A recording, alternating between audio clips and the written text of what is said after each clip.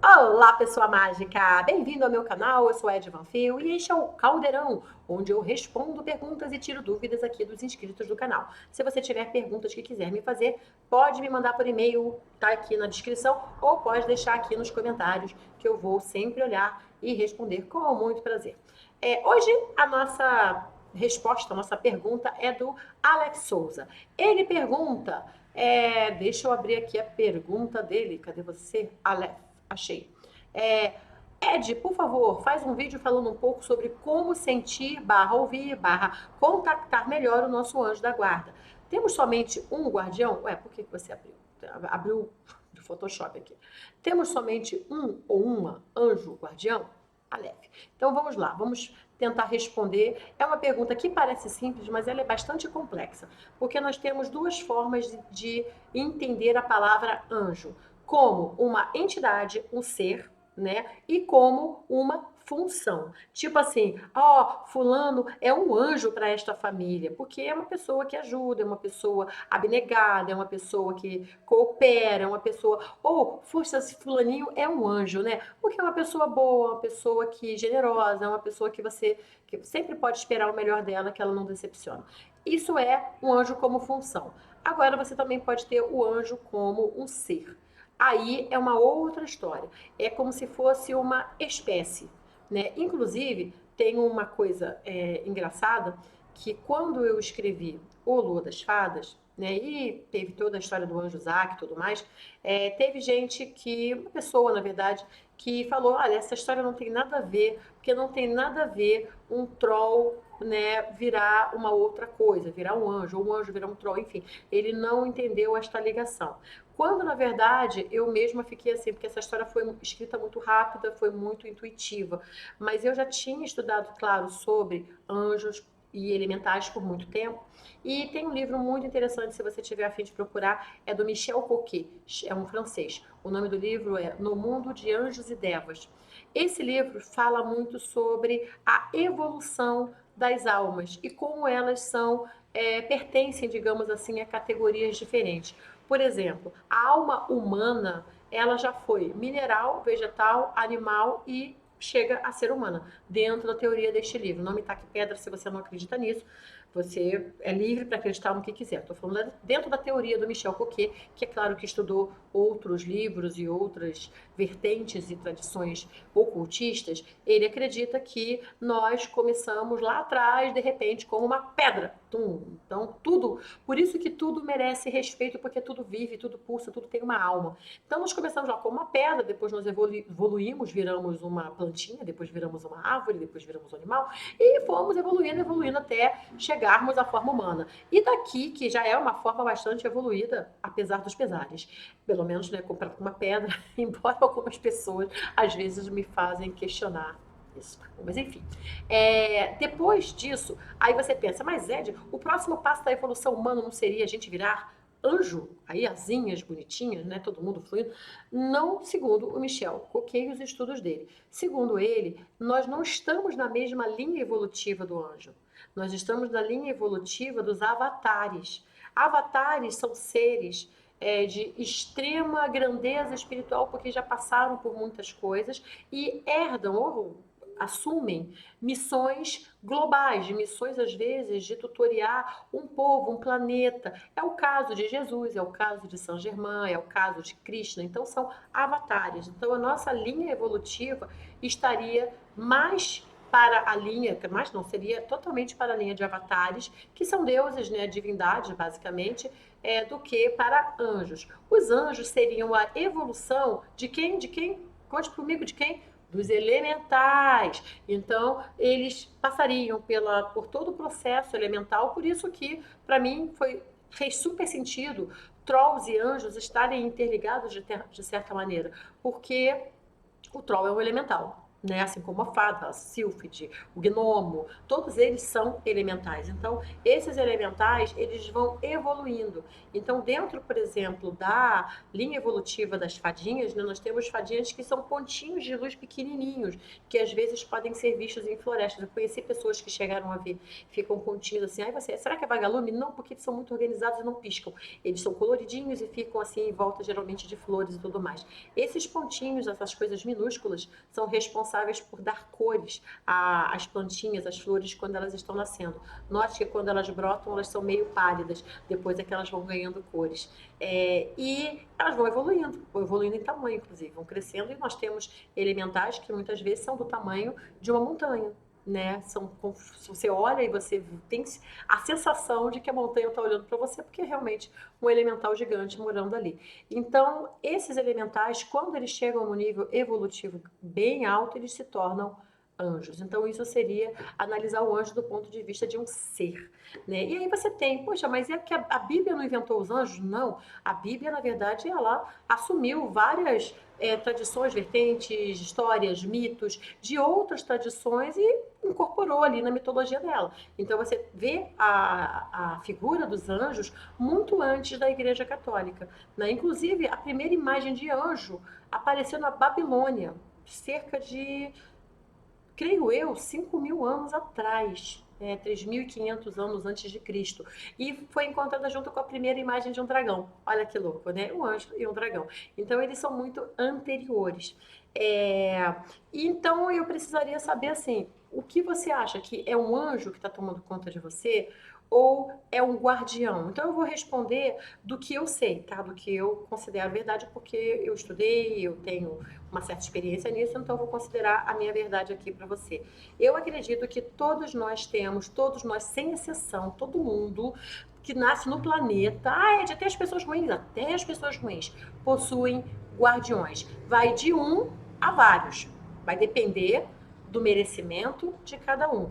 Ou você, de repente, nunca viu uma pessoa que você considera péssima, ruim, horrorosa, e que tem muita sorte, que ela nunca, sei lá, explode bomba perto dela e ela não tem um arranhão. Porque ela tem os protetores dela. Não quer dizer que eles sejam de esfera superior. Eles podem muito bem ser de esfera inferior. Então, que todo mundo tem guardião? Sim, todo mundo tem. Nem todos esses guardiões estão vibrando no positivo. Muitos estão vibrando no negativo, porque essa pessoa fez as escolhas dela, tá? Então, ela atraiu esse tipo de guardião. Agora, vamos colocar assim mais das pessoas que eu acredito que a maioria das pessoas seja boa. E está tentando ser boa, é o que eu acredito, tá?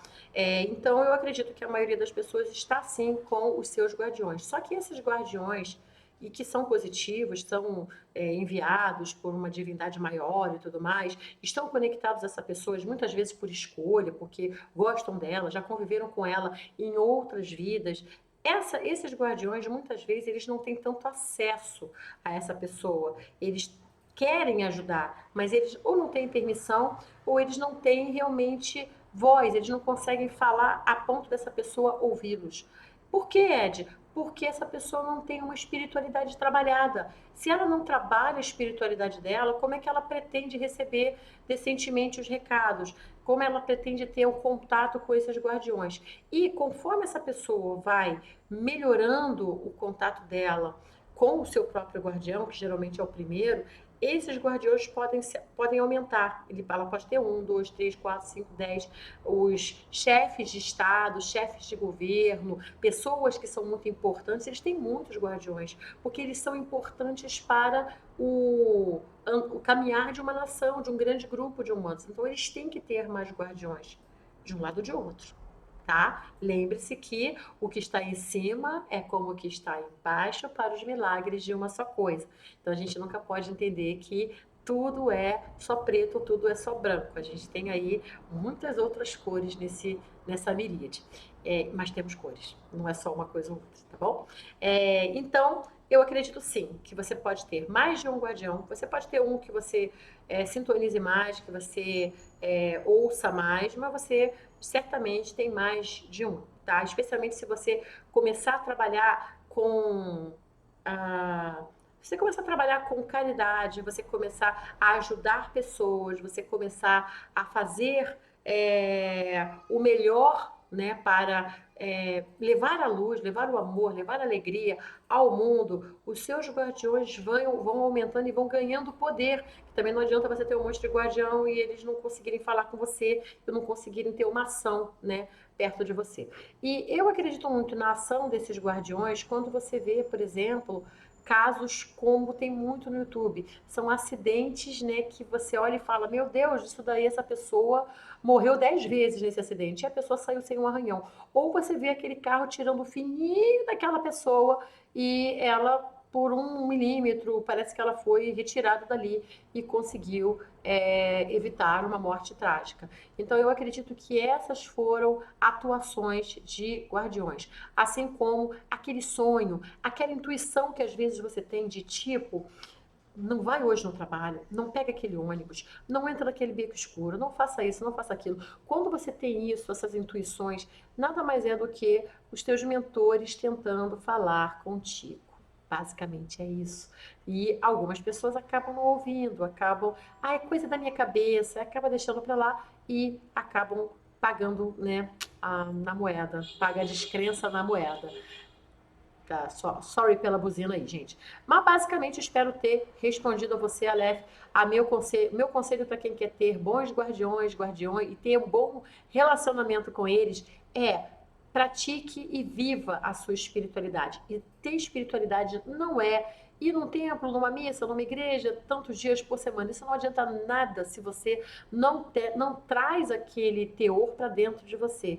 O que é o teor? O que a tua religião prega na base? Não é o que o padre fala, o que o pastor fala, o que o sacerdote fala. É na base. Toda religião verdadeira vai pregar o amor ao outro.